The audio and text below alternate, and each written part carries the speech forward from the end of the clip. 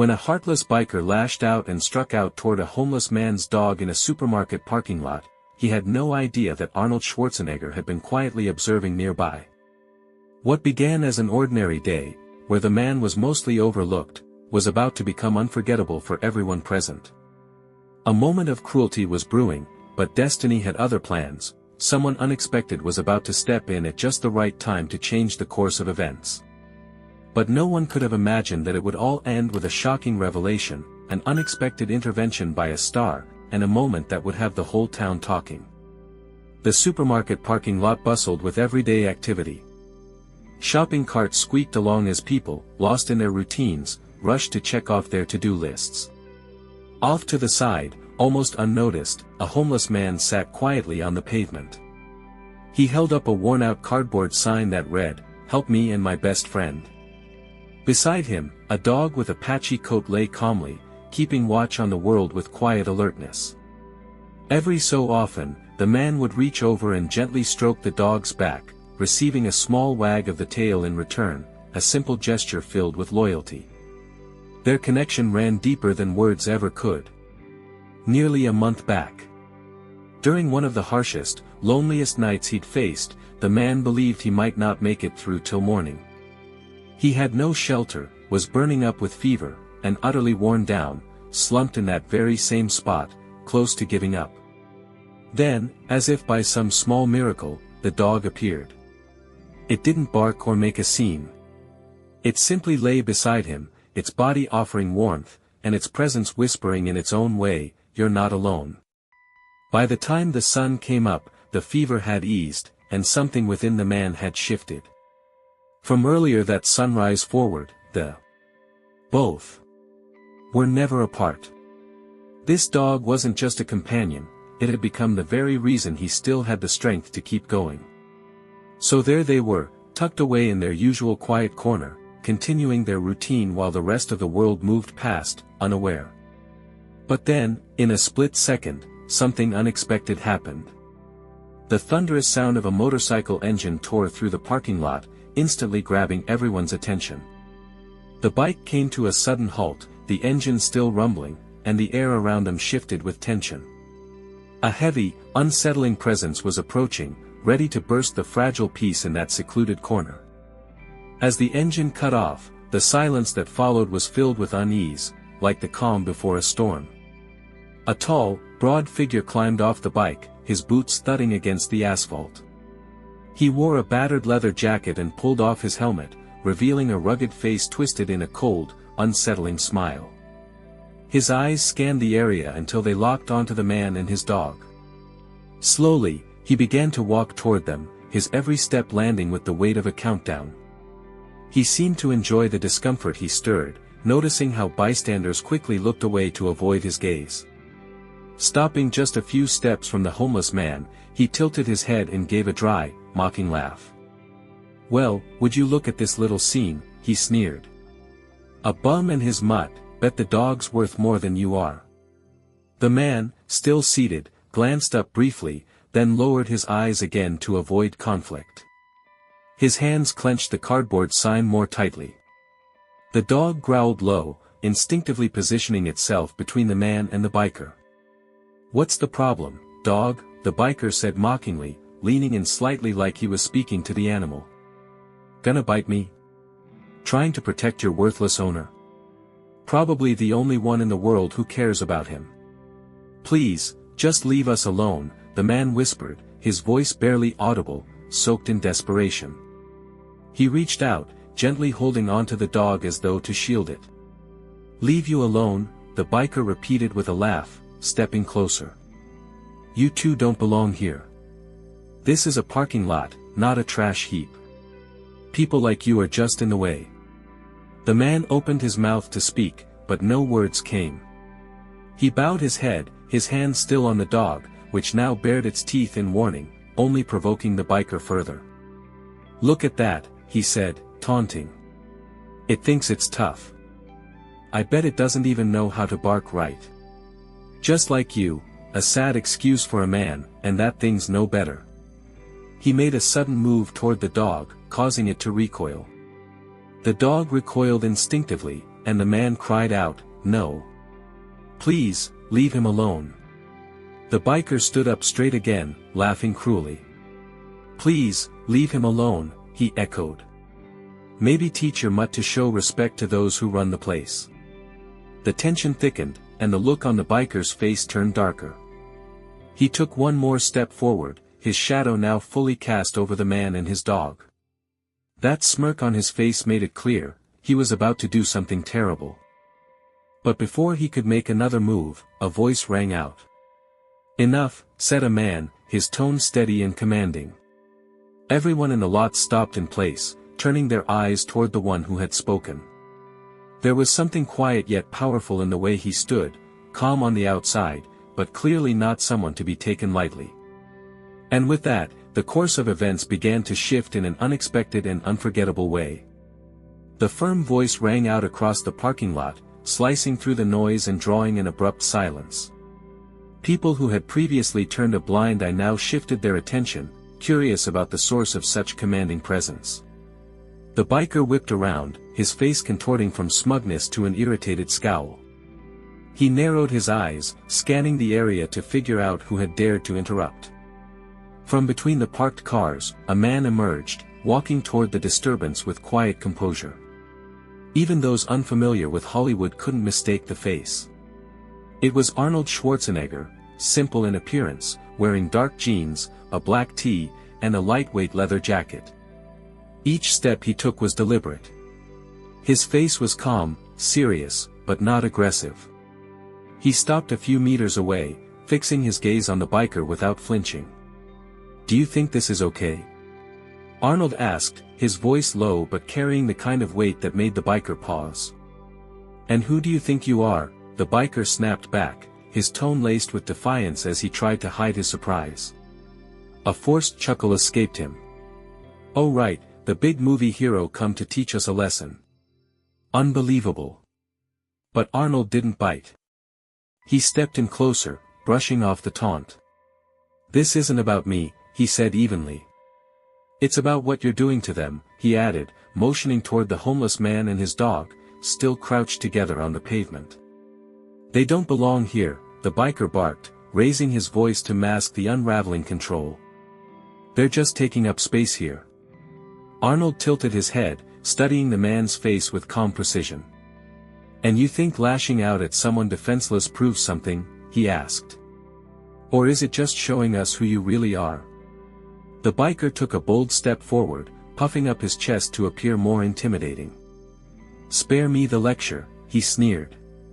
"You might be famous in movies, but out here, you're just another guy." Arnold stood his ground. "And you're just another man carrying too much anger," he said quietly. "But that anger doesn't give you the right to hurt others." His gaze dropped momentarily to the bottle partly hidden behind the biker's leg. "You shouldn't be riding in that condition." The words hit hard. The biker flinched, caught off guard, then quickly tried to cover the stumble. "You don't know anything about me," he shouted defensively. "Maybe not," Arnold replied, unshaken. "But from what everyone's seeing right now, we've already learned more than enough." Around them, the crowd began murmuring.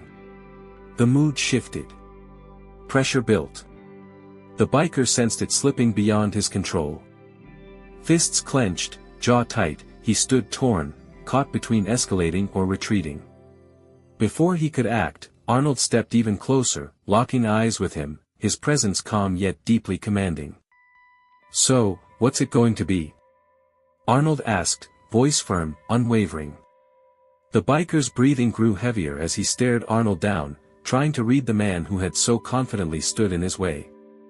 The tension between them grew thick, pressing in from all sides. By now, the crowd had grown. Murmurs turned into hushed comments of support. Several bystanders lifted their phones, beginning to record what was quickly turning into a public showdown. Seeing the cameras aimed at him, the biker clenched his jaw, visibly seething. "Oh, so you want to humiliate me in front of everyone?" he bellowed, jabbing a finger in Arnold's direction.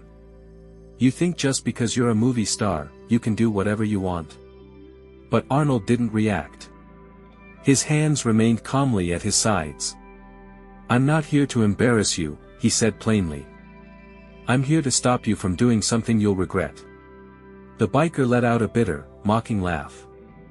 "Regret?" he scoffed. "Easy for you to talk about regret when you've got millions to fall back on. People like you don't know what it's like to crawl through rock bottom." Arnold's gaze didn't waver. He tilted his head slightly and responded with quiet resolve. "The anger you're carrying, it has nothing to do with me, or with him," he said, motioning again toward the man on the ground. "It's coming from inside you. And right now, you're just passing it on to people who don't deserve it." For the briefest moment, something shifted in the biker's eyes. He looked away, and his posture seemed to soften. But the moment passed, and he quickly raised his voice again, trying to reclaim control. "You don't know anything about me," he shouted, pointing a finger straight at Arnold. "You think you're a hero, standing up for anyone in need? You're a joke." Arnold took another quiet step forward, now just a few feet from him. When he spoke again, his tone was lower, but even more grounded. "What you choose to do right now, that's going to define you," he said. "Harming those who can't fight back won't heal whatever's broken inside you.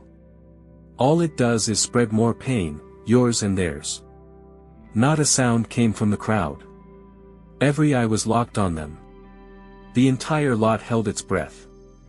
Even the homeless man, who had kept his gaze low the entire time, finally looked up, his eyes meeting Arnold's, as if spotting a faint glimmer of hope.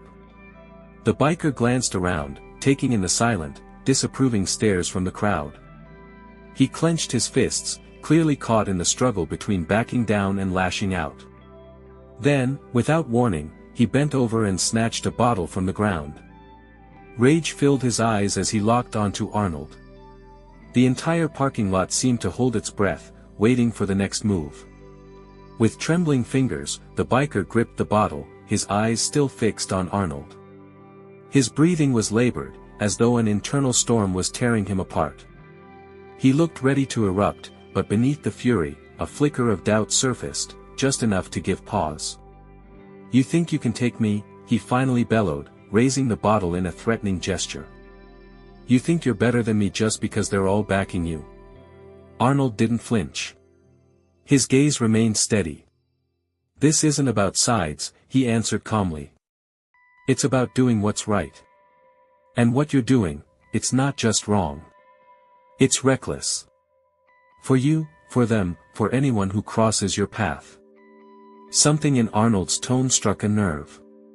The biker's grip tightened, but he still didn't make a move. The onlookers seemed frozen, the entire moment suspended in silence. "You don't know anything about me," the biker shouted again, his voice now ragged. "You have no idea what I've been through, what I've lost. Don't talk to me about right and wrong." Arnold stepped in closer, narrowing the distance between them. The strong smell of alcohol hit him as he approached. "Maybe I don't," he said softly, almost in a whisper. "But I can see you're lost. And what you're doing now won't bring anything back.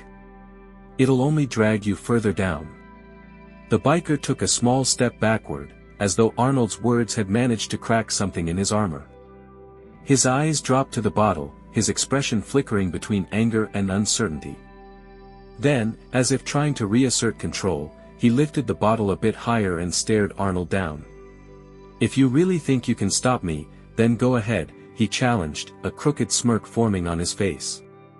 But before he could act, something unexpected pierced the tension. A sharp whistle rang out across the lot, loud and jarring.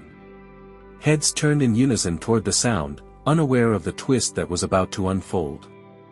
The shrill whistle sliced through the moment like a spark in the dark. The biker jerked his head toward the noise, annoyance flashing across his face. Arnold turned too, scanning for the source. From across the lot, an older man approached, dressed plainly in a worn security uniform. Despite his modest appearance, there was an undeniable confidence in his stride. He stopped a few feet away, arms crossed, taking in the scene. "Hey, you," the guard called out, voice deep but firm. "Put it down." He nodded at the bottle. "Who do you think you are?" the biker snapped, clearly irritated by the intrusion. "Back off. This doesn't concern you." "It does now," the guard replied, his voice unwavering. "You're not in the right state of mind, and you're scaring people, and you're causing a scene." "I'm not turning a blind eye." The biker gave a shaky laugh, but tension radiated from his body. He looked around and realized the crowd had only grown. More phones were out, ready to record everything. The pressure was mounting fast. Arnold took the chance to speak again, stepping forward and drawing the biker's attention. "It's not too late," he said quietly. "Just put it down and walk away. You don't have to go through with this. You have a choice." The biker's grip tightened until his knuckles turned pale. His eyes darted between the guard, Arnold, and the homeless man, who now cradled his dog protectively.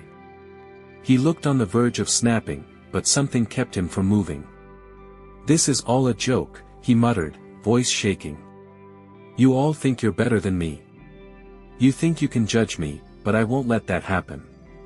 He lifted the bottle slightly again, as if to prove something, either to himself or the watching crowd. But before he could act, another surprise broke the silence. The dog, quiet until now, let out a sudden, sharp bark that echoed through the lot. The biker froze, his hand midair. All eyes turned to the small dog, who stood firmly, staring at him with defiant resolve. Despite its size, the dog radiated courage, as if it refused to let things go any further. And in that split second, the energy of the moment shifted once more. The bark rang out like a challenge, clear and bold. Though small and fragile-looking, the dog didn't waver. It stood its ground, locking eyes with the biker, unafraid. The biker stood stunned, sneering down at the animal. "That dog? You've got to be kidding me," he growled, still clutching the bottle. Arnold stepped closer. "It's more than just a dog," he said calmly. "It's a friend. And right now, it's showing more bravery than most." A quiet wave of murmurs rose from the crowd, soft voices urging, "Leave them alone." The biker's frustration was growing more visible. He looked around, uneasy at the number of eyes now fixed on him. "You think my life's been easy?" he yelled, his voice raw with anger and hurt. He jabbed a finger toward the homeless man. "That guy shouldn't even be here."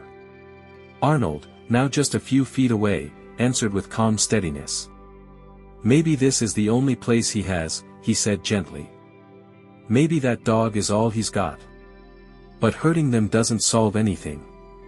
It just adds more pain to the world." The biker stood still, Arnold's words seeming to strike something deep within.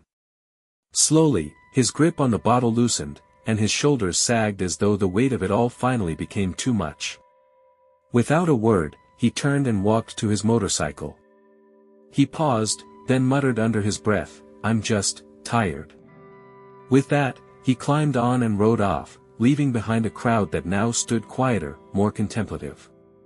Arnold crouched beside the homeless man and his dog.